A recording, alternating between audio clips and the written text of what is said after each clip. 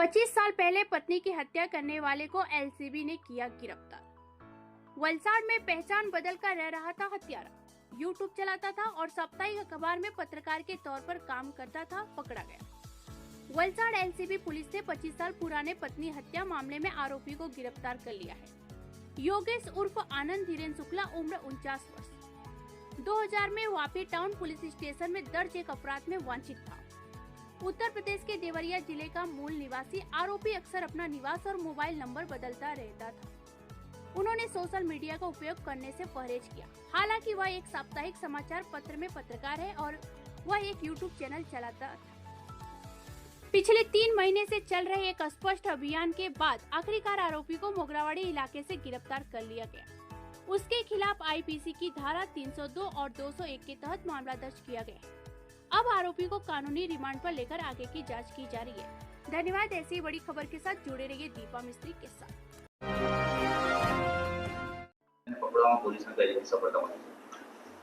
DGP વિકાસ સહાય સાહેબ અને આઈજીપી પ્રેમરી સિંહ સાહેબની જે સૂચના છે એના આધારે નાસ્તા ફરતા આરોપીઓ પકડી પાડવા માટે વલસાડ જિલ્લાની તમામ પોલીસ એક્ટિવ છે। એમાં જ જે તપાસ ચાલુ કરી રહ્યા છીએ એમાં વાપી ટાઉન પોલીસ વિસ્તારનો સન 2000 આજથી 25 વર્ષ પહેલાં એક મર્ડરના બનાવનો મુખ્ય આરોપી યોગેશ ધીરેન્દ્ર શુક્લા એને પકડી પાડવામાં મોટી સફળતા વલસાડ જિલ્લા ક્રાઇમ બ્રાન્ચ પીએસઆઈ જિગ્નેશ ધનેસા અને પીઆઈ ઉત્સવ બારોટની આખી ક્રાઇમ બ્રાન્ચની ટીમને મોટી સફળતા મળી છે। બનાવની વાત કરીએ તો સન 2000માં જે આરોપી છે પ્રકાશ ધીરેન્દ્ર શુક્લા એ ઉત્તર પ્રદેશથી અહીંયા એક મંગલમ ઓર્ગેનિક કંપનીમાં કામ કરવા માટે આવેલો હતો અને 2000માં જ એના પ્રેમિલા નામની એક વ્યક્તિ સાથે લગ્ન થયા હતા।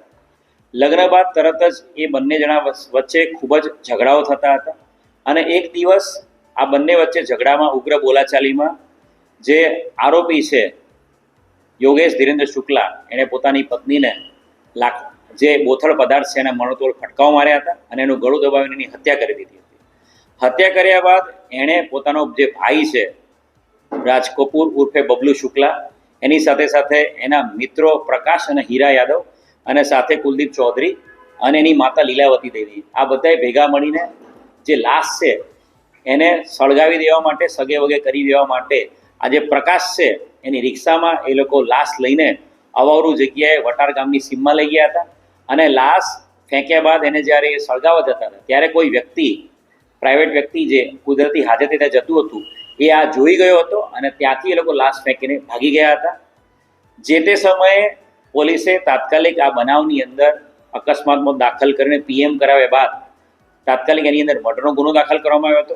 અનઆઇડેન્ટિફાઈડ જે ડેડ બોડી મળી હતી એને આઈડેન્ટિફાઈ કરવામાં આવી હતી અને એના આધારે આ પ્રકરણમાં જે આરોપીઓ છે બબલુ શુક્લા એની સાથે સાથે પ્રકાશ મૌર્યા અને એની સાથે સાથે કુલદીપ ચૌધરી આ બધા આરોપીને પકડી પાડવામાં આવ્યો। પરંતુ જે મરણ જનાર જે વ્યક્તિ છે પ્રેમિલા એનો પતિ જે મુખ્ય આરોપી યોગેશ શુક્લા એ છેલ્લા 25 વર્ષથી આ મર્ડરના ગુનામાં નાસ્તો ફરતો હતો।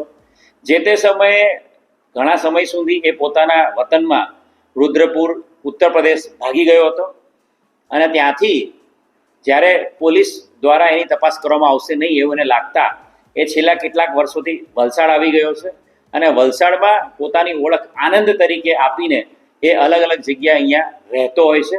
પરંતુ જે ક્રાઇમ બ્રાન્ચની ટીમ છે એણે જે પકડાયેલા આરોપી હતા બબલુ એની સાથે સાથે લીલાદેવી આ બધાની ખૂબ જ ડિટેલ્ડ પૂછપરછ કરી હતી, એનું ઇન્ટ્રોગેશન કર્યું હતું। સાથે સાથે જે નવગાખરી ગાંવ છે દેવપુરા ઉત્તર પ્રદેશનું ત્યાં જઈને પણ ખાનગી રાહે સંપૂર્ણ તપાસ કરવામાં આવી હતી અને એના આધારે હ્યુમન અને ટેકનિકલ ઇન્ટેલિજન્સ આધારે આરોપી યોગેશ ધીરેન્દ્ર શુક્લા પોતાનું નવું નામ આનંદ ધારણ કરીને અહીંયા રહે છે અને સાથે સાથે એવી હકીકત મળી હતી કે એ ગુજરાત ગંગા સંપૂર્ણ રાષ્ટ્રીય સમાચાર પત્ર નામના એક જે પત્રકાર તરીકે એમાં કામ કરે છે અને સાથે સાથે પોતાની યુટ્યુબ ચેનલ હની ન્યૂઝ નામની યુટ્યુબ ચેનલ પણ ચલાવે છે અને વલસાડના મોગરાવાડીમાં રહે છે એ હકીકત મળી હતી અને એના આધારે ક્રાઇમ બ્રાન્ચ છે એને ગઈકાલે મોડી રાતે એને પકડી પાડ્યો છે। 25 વર્ષ જૂના હત્યાના ગુનામાં પત્નીની હત્યાના ગુનામાં નાસ્તો ફરતો જે પતિ હતો યોગેશ ધીરેન્દ્ર શુક્લા એને પકડીને જે મરણ જનાર છે એને એના પરિવારને ન્યાય અપાવવામાં વલસાડ જિલ્લા ક્રાઇમ બ્રાન્ચને મોટી સફળતા મળી છે। છે.